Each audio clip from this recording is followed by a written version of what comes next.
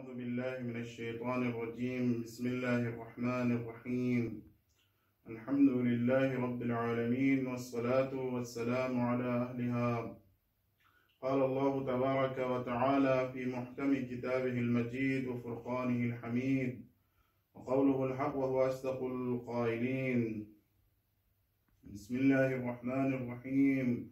يا أيها الذين آمنوا قوا أنفسكم وأهليكم نارا وقودها الناس والحجارة. ناظرین محترم، آپ کے سامنے سورہ تحریم آیت نمبر 6 کی تلاوت کا شرف حاصل کر چکا ہوں۔ یہ آیت انسان کی تربیت، اولاد کی تربیت، اہل و عیال کی تربیت سے مربوط ہے۔ دوسرے الفاظ میں انسان کی خودسازی اور دیگر سازی سے مربوط ہیں، یعنی انسان کا اپنے آپ کو اسلامی قواعد اور اسلامی ضوابط کے اصولوں پر، اپنے اعمال کو، اپنے کردار کو، اپنے رفتار کو ان قواعد کے ساتھ مطابقت کرنا اور ان قواعد پر چلنا اور ان اصولوں پر چلنا۔ اسی طرح خود سازی کے بعد جو ہے دیگر سازی کا مرحلہ، کہ انسان جو ہے ایک درجے تک پہنچنے کے بعد اپنے اہل و عیال کی بھی تربیت کرے، گھر میں بیوی کی تربیت کرے اور اس کے بعد فرزندوں کی تربیت کرے۔ تو انشاءاللہ ایک سلسلہ تربیت فرزند کے حوالے سے شروع کر رہا ہوں۔ مختلف قسطوں میں انشاءاللہ ہم اس موضوع پر بحث کریں گے۔ تو آج اس آیت کریمہ کا جس کی تلاوت کا شرف حاصل کر چکا ہوں، اس کا ترجمہ کچھ یوں ہے کہ یا ایھا الذین آمنو، اللہ تعالیٰ ارشاد فرما رہا ہے کہ اے ایمان لانے والو، قوا انفسکم واہلیکم نارا، سب سے پہلے تم اپنے نفس کو بچا لو، اپنے آپ کو بچا لو، واہلیکم نارا، اس کے بعد دوسرے مرحلے میں تم اپنے اہل و عیال کو بچا لو۔ کس چیز سے بچانا مقصود ہے یہاں پر؟ آگے آیت فرماتی ہے کہ وقودها الناس والحجارہ، اس آگ سے بچا لو کہ جس کی خصوصیت یہ ہے کہ اس آگ کی ایندھن، دوسرے الفاظ میں جہنم کے آگ سے بچا لو، اس کی ایندھن جو ہے خود انسان ہیں اور پتھر ہیں۔ سب سے زیادہ سخت چیز پتھر ہے،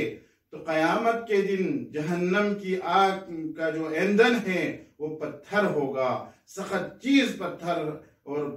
پتھر ایندھن کی شکل میں وہاں پر آگ کے لیے استعمال ہوگا۔ اور دوسری جو چیز ہے ایندھن کے طور پر استعمال ہونے والی، وہ خود انسان ہے۔ خود انسان جو ہے اس آگ کو شعلہ ور کرنے کے سب اسباب میں سے ایک خود انسان ہے، وہاں پر ایندھن کا کام کرے گا۔ تو یہاں سے معلوم ہوتا ہے کہ بہت ہی اہمیت کا حامل یہ آیت، بہت بڑے پیغام لے کر یہ آیت نازل ہو گئی ہے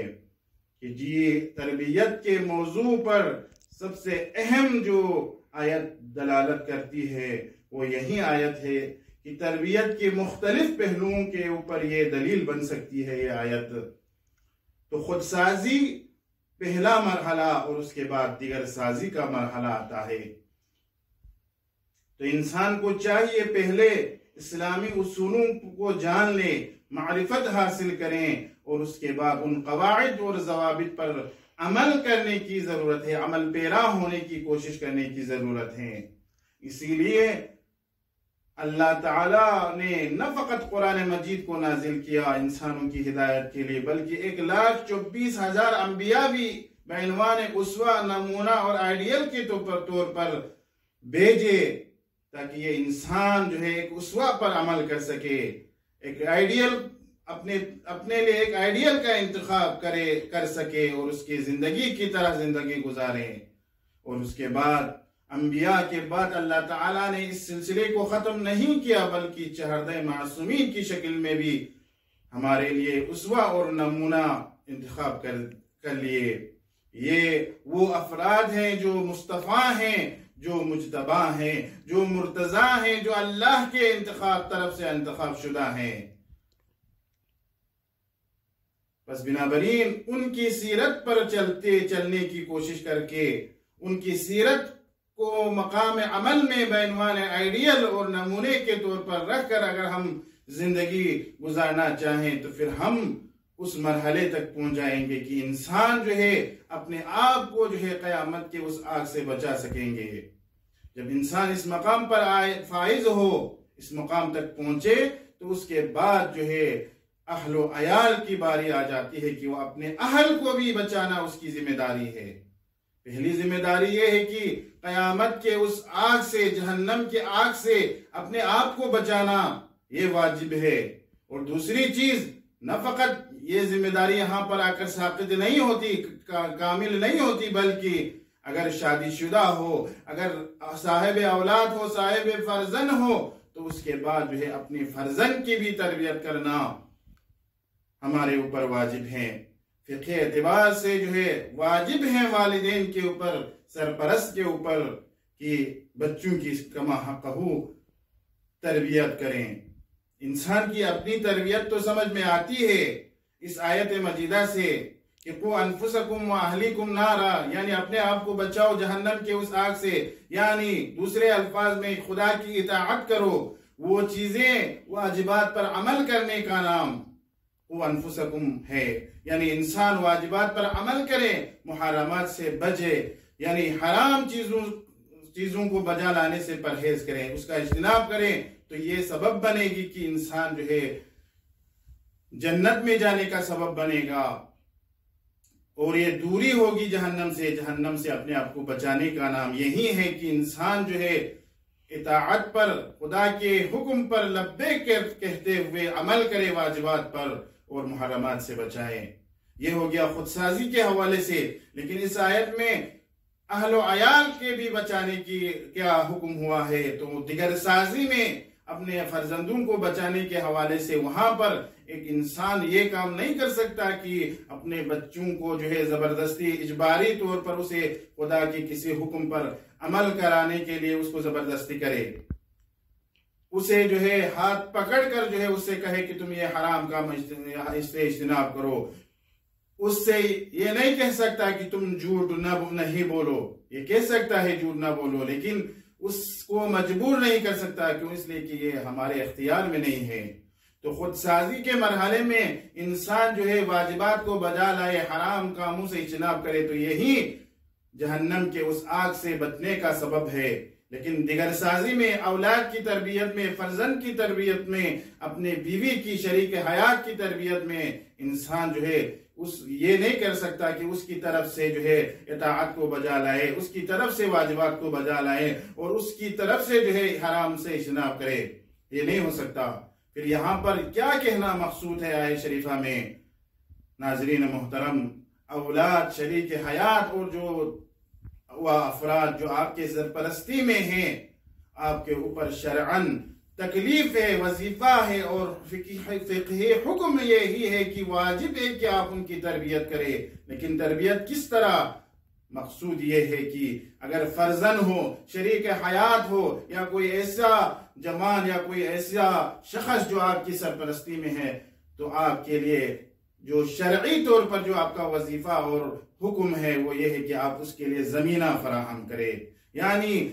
واجبات کو بجا لانے کا زمینہ فراہم کرے، حرام کاموں سے اجتناب کرنے کا زمینہ آپ فراہم کریں، تو یہی آپ کی ذمہ داری ہے۔ وَإِلَّا آپ جو ہے اس کو مجبور کر کے یا اس کی طرف سے جو ہے آپ واجبات کو، یعنی اس کی طرف سے آپ نماز پڑھیں تو یہ کافی نہیں ہے، یا اس کی طرف سے روزہ رکھے، وہ روزہ نہ رکھے، فرزند روزہ نہ رکھے اور آپ روزہ رکھے اس کی طرف سے، تو یہ ذمہ داری جو ہے وہ ساقط نہیں ہوتی ہے، اور نہ قیامت کے اس آگ سے، جہنم کے اس آگ سے جو ہے وہ بچیں گے۔ تو زمینہ فراہم کرنا یہاں پر مراد ہے کہ انسان جو ہے اپنے فرزند کے لیے، شریک حیات کے لیے ہم زمینہ فراہم کرے اطاعات کی طرف، واجبات کی طرف زمینہ فراہم کرے، اور اسی طرح حرام کاموں سے بچنے کے وہ زمینہ فراہم کرے۔ تو عزیزان من، تربیتی حوالے سے گفتگو چل رہی تھی، تو سب سے پہلے خود تربیت کسے کہا جاتا ہے، اس کی تعریف کر کے دوبارہ اسی آیت کے شرح میں دوبارہ ہم واپس آتے ہیں۔ تو سب سے پہلے تربیت، جو تربیت ہم کہتے ہیں، تو تربیت سے مراد یہ ہے کہ لغت میں پرورش کرنے کے معنی میں آیا ہے تربیت، کسی کو کسی چیز کی ترغیب دینا، کسی کی پرورش کرنے کے معنی میں ہے، نشو و نما کے معنی میں ہے۔ اصطلاح میں جو ہے تربیت سے مراد یہ ہے کہ انسان جو ہے اپنے کسی دوسرے مثل جیسے فرزند ہو، اولاد ہو، کسی دوسرا شخص جو شرعی طور پر اس کی ذمہ داری اس کے اوپر ہے، وہ سرپرست ہے، کسی دوسرے انسان کے یا دوسرے جو آپ کے اولاد ہیں ان کے جو بالقوت جو صلاحیتیں ہیں ان کو جو ہے نکھار کر کامل طور پر ان کو بروئے کار لانے، ان کی جو پوشیدہ استعداد ہیں ان کو بروئے کار لاتے ہوئے کمال تک پہنچانے کا نام تربیت ہے۔ دوسرے الفاظ میں تربیت سے مراد یعنی انسان جو ہے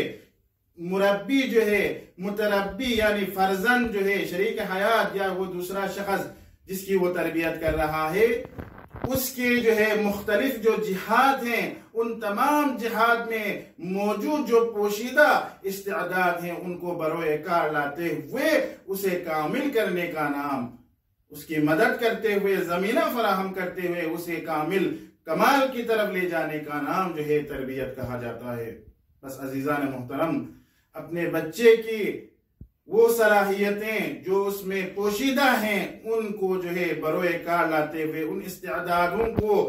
بروئے کار لاتے ہوئے ان کے لیے زمینہ فراہم کرنے کا نام تربیت ہے۔ یعنی آپ زمینہ فراہم کرے کہ وہ بچہ جو ہے خدا کی طرف متوجہ ہو، اس کا عقیدہ ٹھیک ہو، وہ عبادت کی طرف متوجہ ہو، یہ ساری چیزیں آپ کے اوپر، والدین کے اوپر واجب ہے کہ وہ زمینہ فراہم کرے۔ اگر ایک باپ جو ہے اپنے بیٹے کے لیے اعتقادی حوالے سے، اعتقادی جہت کے اعتبار سے جو ہے بھی اگر وہ زمینہ فراہم نہ کرے، اسی طرح عبادتی جہت سے وہ زمینہ فراہم نہ کرے، گھر میں جو ہے اسلامی ماحول نہ ہو، گھر میں باپ یا ماں جو ہے اگر نماز نہ پڑھتا ہو،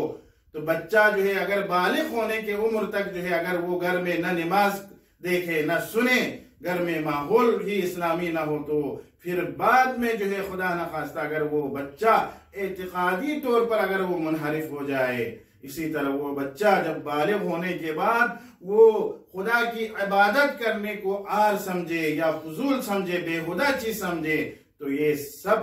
گناہ جو ہے اس کے والدین کے اوپر ہے، اس مربی پر ہے کہ جس کی شرعی ذمہ داری تھی کہ وہ زمینہ فراہم کرے، اس نے وہ زمینہ فراہم نہیں کیا، کہ جس کی وجہ سے وہ عیال یا وہ شریک حیات یا وہ فرزند جو ہے وہ اس راستے سے بھٹک گئے۔ ایک چھوٹی سی مثال آپ کے ناظرین کے سامنے عرض کرتا ہوں۔ جس طرح کسان جو ہے گندم کو جو ہے زمین پر بوتے ہیں،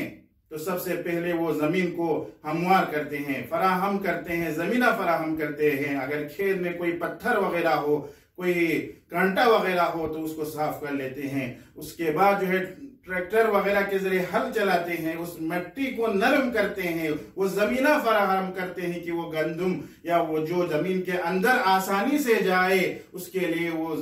زمین نرم ہو۔ جب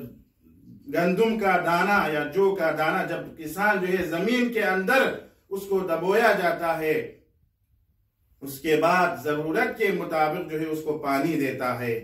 اسی طرح جب وہ نکلنا شروع کرتا ہے تو دوسرے جو چیزیں ہیں، موانع ہیں، جیسے جانور وغیرہ یا جو دوسرے جو آفات ہیں، کیڑے مکوڑے، اس سے جو ہے اس گندم کو اور اس جو کو وہ بچاتے ہیں، اور اسی طرح اس کے پورا ایک پیریڈ اس کی حفاظت میں انسان جو ہے، کسان جو ہے ماہر رہتا ہے، کوشش کرتا ہے، سعی کرتا ہے کہ اس سے بلایا جو ہے دور کرے، موانع کو دور کرے اور اس کے لیے زمینہ فراہم کرے، تاکہ ایک مختصر عرصے کے بعد، 1 مہینہ 2-3 مہینے کے بعد جو ہے یہ گندم پک جائے اور وہ خوشے میں تبدیل ہو جائے اور وہ اپنے کمال تک پہنچ جائے۔